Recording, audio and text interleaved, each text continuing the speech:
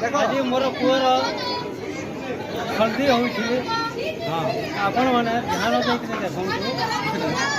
आपण को समस्त को देखा आम चाहूँ ଆପଣ ଦେଖନ୍ତୁ ଯେତେ ପରିଶ୍ରମ ସେୟାର କରନ୍ତୁ ସମସ୍ତେ ଦେବେ ଦେଖିପାରିବେ।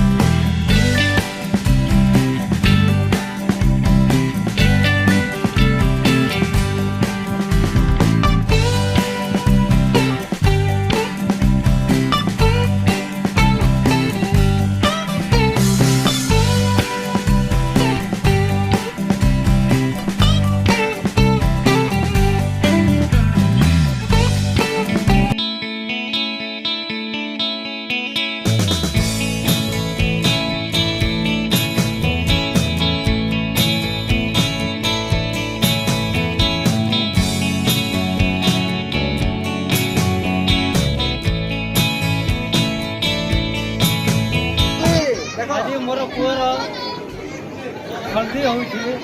हाँ आपण मैंने ध्यान देकर देखूँ आपण को समस्त को देखा आम चाहूँ ଆପଣ ଦେଖନ୍ତୁ ଯେତେ ପରିଶ୍ରମ ସେୟାର କରନ୍ତୁ ସମସ୍ତେ ଯେମିତି ଦେଖିପାରିବେ।